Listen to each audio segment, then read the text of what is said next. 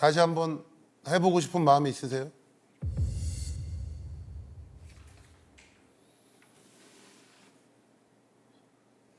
예. 예. 근데 솔직히 그때 감정은 잘해볼 마음은 없었지만은 잘해보고 싶다고 그렇게 얘기한 것 같아요. 다시 한번 여쭤볼게요. 이혼 의사가 아직도 확고하세요? 네. 알겠습니다. 지금부터 이혼 시 재산 분할에 관한 내용부터 다시 조정해 보도록 하겠습니다. 먼저 남편 측 말씀해 주세요. 예, 지금 합의한 내용이 사실 1억 2천을 가져가는 것으로 돼 있어요, 보면. 근데 저희가 재산 분할부터 한번 좀 따져보면 적극 재산 집과 상가, 차량 뭐 이렇게 전체가 한 3억 정도. 소극 재산으로 보면 코인 관련한 채무들 한 1억 2천. 아버님한테 빌린 돈이 1억 2천이 있고요, 보면. 2억 4천 정도가 빠지고요, 보면. 그러면 이제 6천 정도가 남아요. 결혼한 기간이 얼마나 되시죠, 보면? 6년입니다. 6년 정도 됐고요, 보면. 비슷하게 아마 경제적인 기여도가 있다라고. 예. 그러면 저희가 전체적인 기여도를 5대5로 따졌을 때 6천의 재산이 있으면 3천씩 가져가는 게 맞고요. 거기에 이제 장모님 돈이 3천만 원이 있으니까 거기에 3천만 원은 이제 장모님에게 드리는 돈을 같이 가져간다면 전체에서 6천만 원 정도가 원래 재산 분할로 됐어야 되지 않나. 그다음에 사실 위자료도 보면 귀책 사유가 남편 쪽에 주되고 근본적인 귀책 사유가 있다고 약간 보기 어려운 상황입니다, 보면. 그 부분도 좀 위자료가 조정이 돼야 되겠다. 특히 시아버지와 관련된 부분은 주장이 서로 다르고 시아버지, 즉 직계존속이 뭐 심히 부당한 대우를 했다거나 이런 것은 보이지 않기 때문에 거기에 따른 위자료도 좀 법적으로 과하게 잡혔다. 그래서 전체적으로 그냥 말씀드리면 1억 2천 중 6천만 원 정도로 조정을 해야 되는 것이 맞지 않나. 6천을 그러니까 토해내라. 그렇습니다. 1억 2천을 가져갔으면 6천만 원은 사실 반환하는 게 맞겠다. 이렇게 저는 생각하고 있습니다. 그냥 말도 안 되는 소리라 가지고 웃음만 나던데요. 아버님이 보낸 서류를 못 보셨나? 아버님도 달라고 안 하는데 지가 왜? 받을 수 있다고 생각을 하고 있었습니다. 6천만 원 중에서 뭐 잘 되면 5천, 못 되면 한 3천 정도는 되지 않을까 그렇게 생각은 하고 있었습니다. 나래 변호사님이 많이 준비 안 했으면 좋겠다라고 생각했었어요. 이렇게 이제 생각을 하고 있습니다. 그래서 그런 범위에서 좀 조정이 돼야 되겠다. 저희는 충분히 말씀 잘 들었고요. 저희는 반환할 돈이 단돈 1원도 없다는 입장입니다. 단돈 1원도 없다는 입장입니다. 일단 말씀 주신 것 중에 코인 하면서 발생한 개인 채무까지 포함을 시키신 것 같아요. 그런데 채무가 분할 대상이 될 때에는 부부가 공동생활을 위해서 발생한 채무여야 되는데요. 코인과 관련해서는 사전에 동의한 바도 없고 전적으로 남편의 독단적인 판단 하에 발생된 채무이기 때문에 그건 논외로 해야 된다는 입장입니다. 그리고 아니 죄송한데 네. 김대기 씨가 영상에서 본인이 얘기를 하셨잖아요. 근데 니는 그게 한 번도 나한테 안 미안하잖아. 그 왜 전혀 안 미안해? 네가 한 번도 갚아주면 정아 내가 나왔을 때 아니 내 돈으로 내가 대출 받아서 같이 살자. 내가 아무 피해를 너한테 안 줬는데 왜 네가 뭐라 그래야 지금? 맞아요? 혹시 남편? 저는 그렇게 생각합니다. 네가 뭔 상관이냐라고 얘기를 하셨는데 근데 이거를 여기다 포함하는 건 또 말이 안 되지 않아요? 그때 얘기랑 좀 다른 것 같아서. 먼저 말씀을 드리면 코인과 관련한 투자, 그러니까 뭐 재테크인 거죠, 보면. 가정의 경제를 위해서 재테크의 차원에서 그런 이제 코인이나 주식 이런 것들을 이제 좀 했던 거죠. 그래서 가정 경제 공동 생활을 위한 그런 재테크 차원에서 이루어진 거기 때문에. 그런데 자 일단 아내분은 집을 매수할 때 3천만 원이 들어간 것도 있고 미용실 관련해가지고 정말 열심히 돈을 벌어서 꼬박꼬박 4천만 원을 상환했습니다. 그러면 아내는 부채를 상환하는데 공동 자산을 위해서 상환하는데 썼는데 남편은 개인이 거의 사행성이나 다름없는 투자를 함으로써 내가 무리한 투자로 인해서 발생시킨 개인 채무를 상환하는데 그 돈을 다 썼기 때문에 그런 부분을 고려하지 않을 수가 없습니다. 그걸 본인의 그냥 전적인 독자적인 채무다 이렇게 얘기하기는 어렵다는 아니 거죠. 근데 김대기 씨가 분명히 뭐 너랑 관계 없는 거 아니냐라고 얘기를 분명 하셨거든요, 영상에서. 맞습니다. 그게 그러면 여기서 빼야지. 그렇죠. 그러면 여기서 네. 빼야지. 저는 여기까지 얘기하겠습니다. 아니 내가 뭐 그거 역시 말도 안 되는 소리죠. 변호사님도 어이가 없지 않았을까요? 하면서도. 말문이 막혔습니다. 제가 인정을 했기 때문에. 근데 저 변호사님한테 좀 가르쳐 드려야 될 게 사행성이 아니고요. 미국 불계에서 그 ETF를 신청했기 때문에 정상적인 투자입니다. 그리고 아내의 소득이 훨씬 많았는데요. 훨씬 많지 남편분이 않습니다. 네, 남편분이 150만 원 생활비 받은 걸로 그중에 100만 원을 시아버지 채무를 갚는데 사용을 했어요. 그렇다면 남편분의 온전한 기여로 보기가 어렵다는 생각입니다. 그러면 아내는 너무 억울하죠. 그래서 그런 부분들 다 고려한다면 1억은 전혀 많지가 않습니다. 오히려 더 받아야 하는데 1억으로 낮춰서 받은 거라고 생각을 하거든요. 네, 그래서 일단 저희 입장 정리하자면 저희는 돌려드릴 게 아무것도 없다. 저희는 돌려드릴 게 아무것도 없다. 그러면 그 위자료 부분은 어떻게 생각하세요? 위자료 부분은. 위자료가 1,000만 원 이랬는데 저희는 그 부분도 사실 좀 짚고 싶은 부분이죠, 보면. 귀책 사유를 따지더라도 좀 과하게 산정이 돼서 혼인 파탄에 시부모님이 개입을 했다고 해가지고 그 시부모님한테 위자료 청구를 바로 할 수 있는 것이 아니에요. 바로 할 수 있는 것이 아니에요. 이 부분은 조금 위자료에 대한 부분들은 감안을 해서 감액돼야 되지 않을까. 협의가 끝났죠. 제 생각에는 그 아내분 그 재산 분할 이력이 조금 많기 때문에 그건 그냥 놔두고 아버님에 대한 위자료는 심리적으로 말씀하신 거는 있지만은 법률적으로 어떤 아버님이 잘못한 거에 대한 것이 딱 맞아떨어지는 건 아닌 것 같으니까요. 그러면 남편한테 위자료를 2천만 원 받는 걸로 할게요. 1천만 원 받는 걸로 할게요. 위자료를 2천만 원 받는 걸로 할게요. 저는 6년 동안 힘들었으니까요. 남편한테 2천만 원 받는 걸로 할게요. 그거는 이제 항목 조절보다도 네. 1억을 좀 줄이는 의미도 있고 그래 1,000만 원을 줄여주마. 그거는 그냥 시아버지 거 깎아주마. 뭐 이런 식으로 정리하자는 거죠. 1,000만 원 부분 좀 다시 반환하는 쪽으로 사시면 어떨까요? 네, 그 정도는 괜찮을 것 같아요. 1,000? 별로 이해가 안 가는데 1,000만 원 정도는 줄 수 있다. 그거 먹고 그냥 떨어져라. 구질구질하게 하지 마라. 1억 2천에서 1,000은 돌려드린다. 네. 어때요? 저도 추가적으로 좀 얘기하고 싶은 게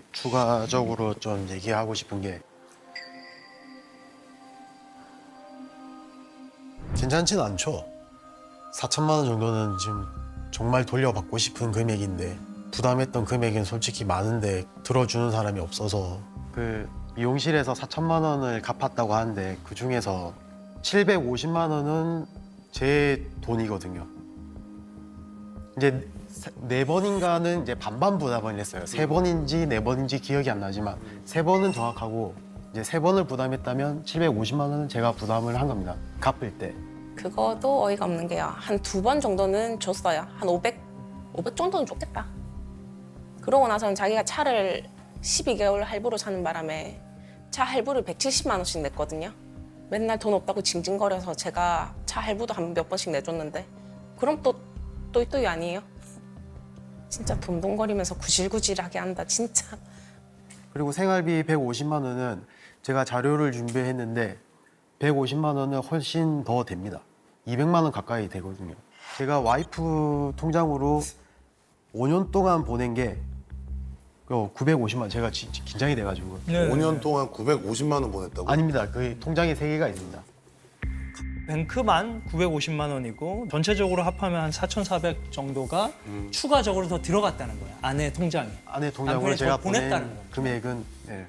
원래 들어갔던 건 어느 정도 됐는데? 원래는 달에 매월 200만 원.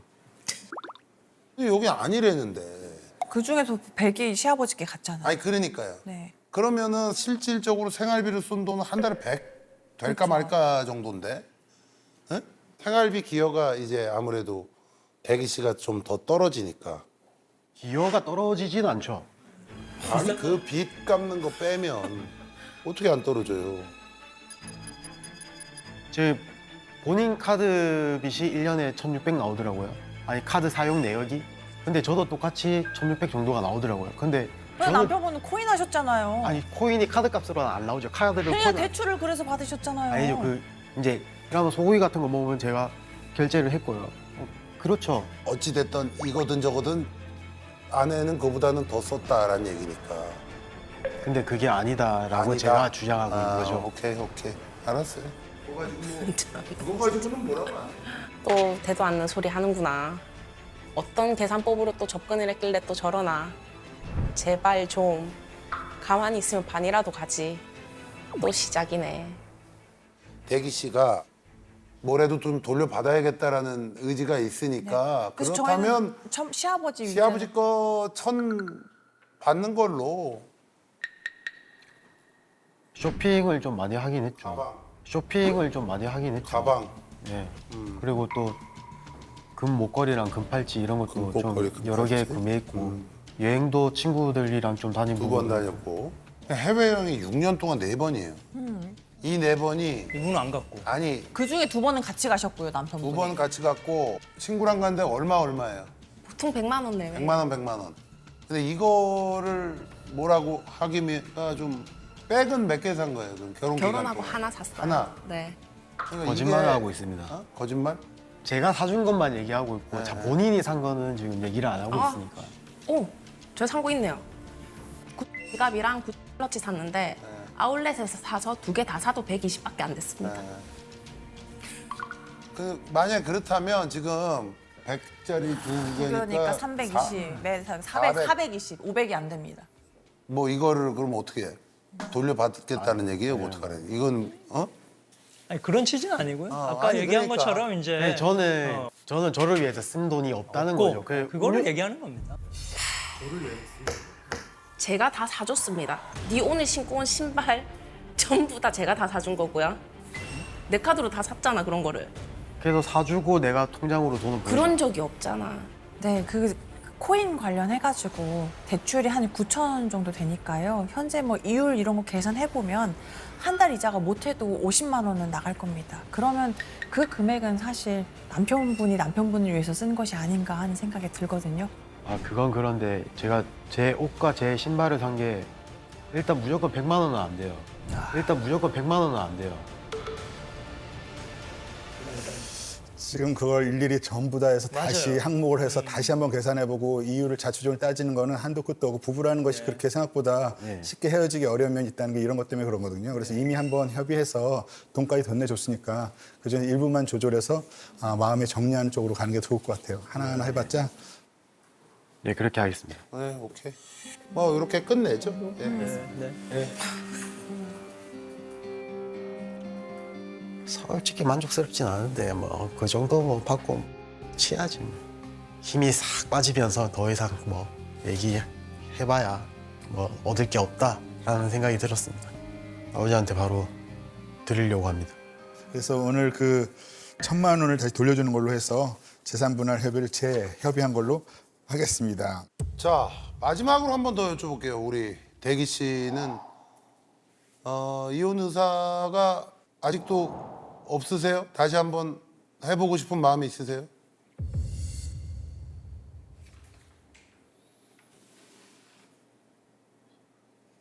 예. 예.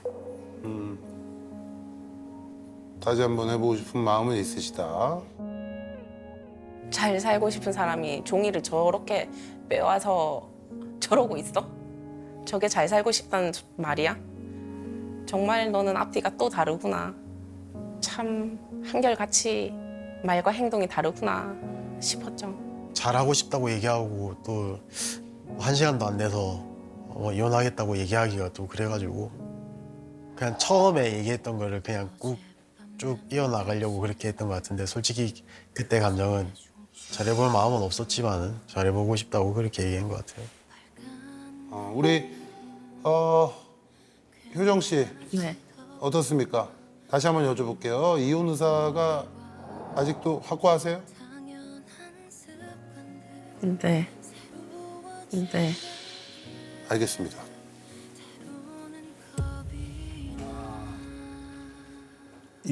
오늘 이혼 정하면 캠프를 떠나시면 이제 부부로서 헤어지는 걸 의미하는데요. 마지막으로 하고 싶은 말씀은 한 마디씩 들어보겠습니다. 끝까지 돈돈거리고 치사하게 하는구나. 만정이 다 떨어지네요. 사랑이 시작된 그 순간부터 이별을 향해서 네. 계속 걸어왔나 봐. 어쩌면 사랑은 끝을 위한 시작. 마음을 자, 우리 대기 씨. 할 말이 없습니다. 할 말이 없습니다. 고맙지도 미안하지도 뭐 아무 감정이 없더라고요. 근데 좋게 이혼이 됩니까? 서로 재산 분할하고 있는데 거기서 뭐 지는 뭐 섭섭했겠지만 나도 뭐 섭섭하죠. 이혼하시러 오신 분들이 이혼 절차 진행하면서 더 마음이 무너지는 걸 많이 봤는데 두 분도 그런 것 같습니다. 제가 처음 영상으로 봤을 땐 두 분 사이 너무 좋았고 아버지만 아니었으면 이혼 안 하실 부부로 보였습니다. 근데 오늘 이런 마음인데 최종적으로 정하는 거는 언제든지 다시 해도 되니까요. 네. 자, 이혼이 뭐 꼭 나쁜 선택은 아니라고 생각합니다. 우리 두 분의 앞날에 지금 이 선택이 행복으로 이어지길 바라겠습니다. 자, 오랜 시간 고생 많이 하셨습니다. 수고하셨습니다. 고맙습니다. 감사합니다. 예.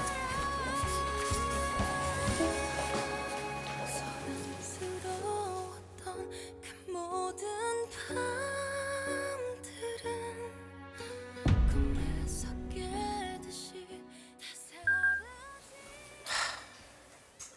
다 잘 안 살 것 같은데, 잘 못 살 것 같은데 그냥 잘 살았으면 좋겠어요.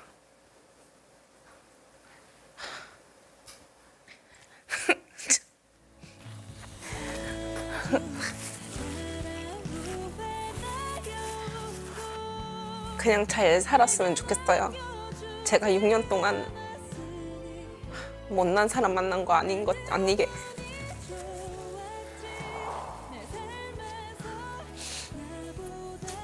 그런 거죠.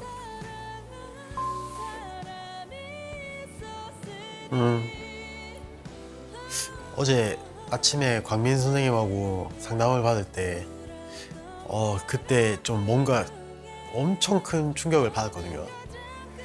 그 와이프가 저한테 친구라는 얘기를 많이 꺼냈었고 막 그런 기억이 떠오르더라고요.